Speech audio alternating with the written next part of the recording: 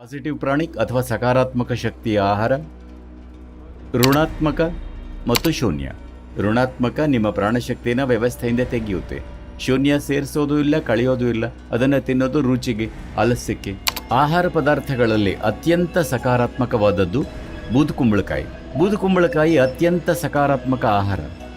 ನೀವು ಸಕಾರಾತ್ಮಕ ಆಹಾರ ತಿಂದಾಗ ಪ್ರಾಣಶಕ್ತಿ ಕ್ರಿಯಾತ್ಮಕವಾಗಿ ಪ್ರತಿಧ್ವನಿಸುತ್ತೆ.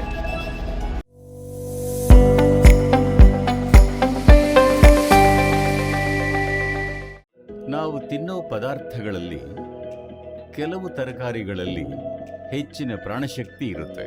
ಇದು ನಿಮಗೆ ಅಪಾರ ಶಕ್ತಿನ ಕೊಡುತ್ತೆ. ಅದರ ಜೊತೆ ನಿಮ್ಮ ನರಗಳನ್ನು ಶಾಂತವಾಗಿಡುತ್ತೆ.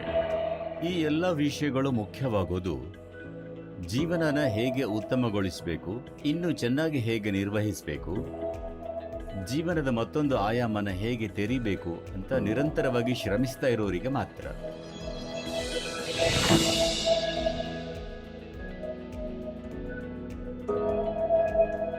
ಯೋಗ ಸಂಸ್ಕೃತಿಯಲ್ಲಿ ನಾವು ಆಹಾರನ 3 ಗುಂಪುಗಳಲ್ಲಿ ವಿಂಗಡಿಸ್ತೀವಿ. ಪಾಸಿಟಿವ್ ಪ್ರಾಣಿಕ್ ಅಥವಾ ಸಕಾರಾತ್ಮಕ ಶಕ್ತಿಯ ಆಹಾರ, ಋಣಾತ್ಮಕ ಮತ್ತು ಶೂನ್ಯ. ಸಕಾರಾತ್ಮಕ ಅಂದರೆ ನೀವು ಅದನ್ನು ತಿಂದಾಗ ನಿಮ್ಮ ವ್ಯವಸ್ಥೆಗೆ ನಿರ್ದಿಷ್ಟ ಪ್ರಾಣಶಕ್ತಿ ಸೇರಿಕೊಳ್ಳುತ್ತೆ. ಋಣಾತ್ಮಕ ನಿಮ್ಮ ಪ್ರಾಣಶಕ್ತಿನ ವ್ಯವಸ್ಥೆಯಿಂದ ತೆಗೆಯುತ್ತೆ. ಶೂನ್ಯ ಸೇರಿಸೋದು ಇಲ್ಲ, ಕಳೆಯೋದು ಇಲ್ಲ. ಅದನ್ನು ತಿನ್ನೋದು ರುಚಿಗೆ, ಆಲಸ್ಯಕ್ಕೆ.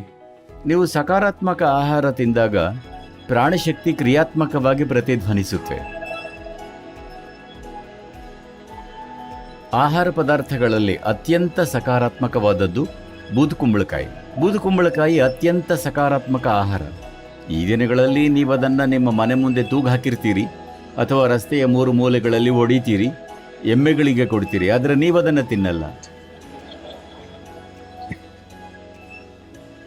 ಇಲ್ಲ, ಇದನ್ನು ತಿನ್ನಬೇಕು.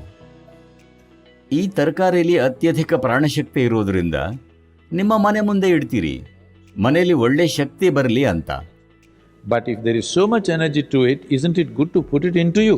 ಅದಕ್ಕೆ ಇಷ್ಟೆಲ್ಲ ಶಕ್ತಿ ಇದ್ರೆ ಅದನ್ನು ನಿಮ್ಮ ಒಳಗೆ ತಗೊಳ್ಳೋದು ಒಳ್ಳೇದಲ್ವಾ? ನೀವು ಅದನ್ನು ತಿನ್ನೋದು ಒಳ್ಳೇದು. ಇದನ್ನು ತೋರಿಸ್ಲಿಕ್ಕೆ ಬಹಳ ಪ್ರಯೋಗಗಳಿವೆ. ಪ್ರತಿದಿನ 1 ಲೋಟ ಬೂದುಕುಂಬಳದ ರಸ ಕುಡಿದ್ರೆ ನಿಮ್ಮ ದೇಹದಲ್ಲಿ ಇರೋ ಕ್ಯಾನ್ಸರ್ ಜೀವಕೋಶಗಳ ಸಂಖ್ಯೆ ತೀವ್ರವಾಗಿ ಕಡಿಮೆಯಾಗುತ್ತೆ. ನಿಮ್ಮ ಬುದ್ಧಿ ತೀಕ್ಷ್ಣತೆ ವರ್ಧಿಸೋದು ನಿಮಗೆ ಗೊತ್ತಾಗುತ್ತೆ. ವಿಶೇಷವಾಗಿ ಮಕ್ಕಳು ಬೂದುಕುಂಬಳದ ರಸ ಕುಡಿಬೇಕು. ಪ್ರತಿದಿನ ಬೂದುಕುಂಬಳದ ರಸ ಕುಡಿಯೋದ್ರಿಂದ ನಿಮ್ಮ ಮನಸ್ಸು ಸ್ಪಷ್ಟ ಮತ್ತು ತೀಕ್ಷ್ಣವಾಗುತ್ತೆ. ಕೆಲವೇ ವಾರಗಳಲ್ಲಿ ಇದು ನಿಮ್ಮ ಗಮನಕ್ಕೆ ಬರುತ್ತೆ. ನೀವು ನೋಡ್ತೀರಿ, ಬೆಳಗ್ಗೆ ನೀವು ಕಾಫಿ ಕುಡಿದಾಗ ನಿಮಗೆ ಅದು ಶಕ್ತಿ ಜೊತೆಗೆ ತಳಮಳನೂ ಕೊಡುತ್ತೆ. ನೀವು 1 ಲೋಟ ಬೂದುಕುಂಬಳದ ರಸ ಕುಡೀರಿ, ಅದು ನಿಮಗೆ ಅಪಾರ ಪ್ರಮಾಣದ ಶಕ್ತಿ ಕೊಡುತ್ತೆ. ಅದೇ ಸಮಯದಲ್ಲಿ ನಿಮ್ಮನ್ನು ಶಾಂತವಾಗಿಡುತ್ತೆ. ಪ್ರತಿಯೊಬ್ಬರೂ ಸಾಧ್ಯವಾದಷ್ಟು ಕುಡಿಬೇಕು. ಆದರೆ ಅಸ್ತಮ ಇರೋರು, ನೆಗಡಿ ಮತ್ತು ಕೆಮ್ಮಿನ ಸ್ವಭಾವ ಇರೋರು ಬೂದುಕುಂಬಳದ ರಸ ಕುಡಿದ್ರೆ ನಿಮಗೆ ಒಮ್ಮೆಲೆ ಶೀತ ಬರಬಹುದು. ಯಾಕಂದರೆ ಇದು ನಿಮ್ಮ ವ್ಯವಸ್ಥೆನ ತಂಪು ಮಾಡುತ್ತೆ. ಇಂಥ ಸಮಸ್ಯೆ ಇರೋ ಜನ ಯಾವಾಗಲೂ ಸ್ವಲ್ಪ ಜೇನುತುಪ್ಪ ಮತ್ತು ಮೆಣಸಿನಕಾಳು ಬೂದುಕುಂಬಳದ ರಸಕ್ಕೆ ಸೇರಿಸಿ ಕುಡಿಬೇಕು. ಇದು ಬೂದುಕುಂಬಳದ ತಂಪಾಗಿಸೋ ಗುಣನ ಸ್ವಲ್ಪ ಮಟ್ಟಿಗೆ ತಟಸ್ಥಗೊಳಿಸುತ್ತೆ. ನಾವು ಬದುಕಕ್ಕಾಗಿ ಊಟ ಮಾಡ್ತಾ ಇದ್ದಾಗ ನಾವು ಕೈಗೆ ಸಿಕ್ಕಿದ್ದನ್ನೆಲ್ಲ ತಿಂತಿದ್ವಿ. ನಮಗೀಗ ಆಯ್ಕೆ ಇರೋದ್ರಿಂದ ನಮ್ಮ ದೇಹಕ್ಕೆ ಒಳ್ಳೇದು ಮಾಡೋದನ್ನು ಆಯ್ಕೆ ಮಾಡ್ಕೋಬೇಕು. ನಾವೀ ರೀತಿ ಆರಿಸ್ಕೊಳ್ದಿದ್ರೆ ಹೇಗೋ ಬದುಕಿ ಹೇಗೋ ಸಾಯ್ತೀವಿ.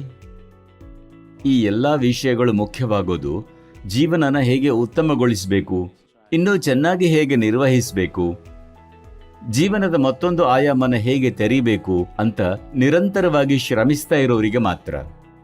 ಈ ಕಾಳಜಿಗಳೆಲ್ಲ ಇದ್ರೆ ಆಗ ಯಾವ ಥರದ ಆಹಾರ ಅಥವಾ ಇಂಧನ ಈ ಯಂತ್ರದಲ್ಲಿ ಹಾಕಬೇಕು ಅನ್ನೋದು ಬಹಳ ಮುಖ್ಯ.